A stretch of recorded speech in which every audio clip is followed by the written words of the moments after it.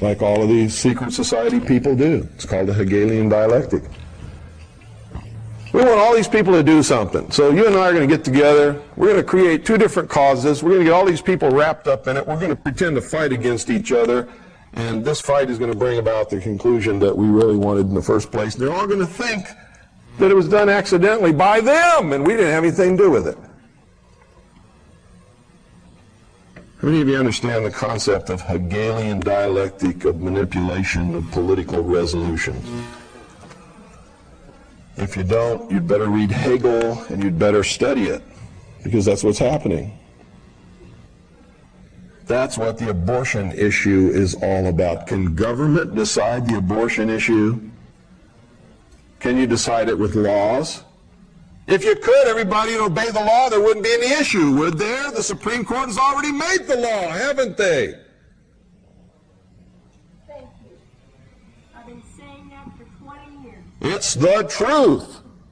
The whole issue is designed to create a conflict which cannot be solved except by some world body.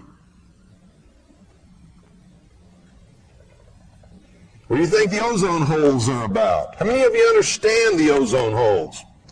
How many of you don't?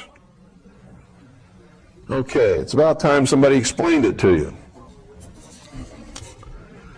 Because this is one of the biggest cons going. And what's it designed to do? Create a conflict between people who need to pollute the atmosphere and people who don't want it polluted, to prevent the depletion of the ozone layer, so that we're all not fried by the sun's rays coming from the great Apollo up there riding across the sky in his chariot. And by the way, if you want confirmation of what I said about the Founding Fathers, if you really believe that they were Christian, go look at the city that they laid out from the air. Look at the symbolism that they built into it. All deist, all Masonic, all Jacobin. It's another word for Jacobin, Illuminist, Illuminati. Go into the Capitol building, stand right in the center of the rotunda and look straight up at the dome where nobody ever looks. And what do you see? You see the apotheosis of George Washington, riding across the heavens in the chariot of Apollo. Who is Apollo? George Washington. He's become God now. And around the perimeter of the Capitol dome, you see all the old gods of the Roman pantheon. They're all there. Zeus, Mercury, Prometheus, all of them. What's that doing on the inside of our Capitol dome if this country is a Christian nation? Can you tell me that? No. And you never will be able to in a million years unless you turn around and admit the truth. The truth is it never was intended to be. The people in government for many years have been Christian. Are they now?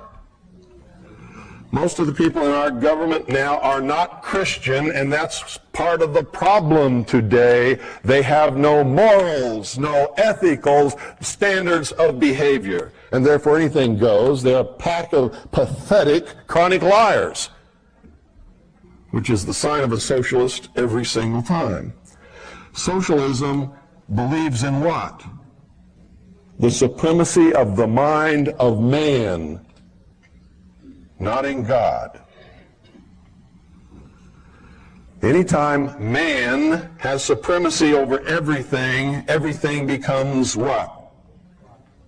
Subjective. If you're God, how can you do something wrong? And that's the whole problem with this crowd now.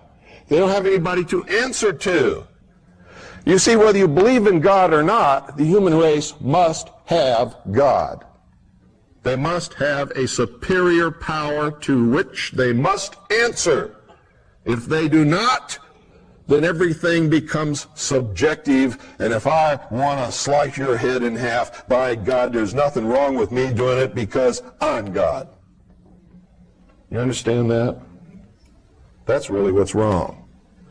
When man has nothing or no one to answer to, man can do no wrong, can he?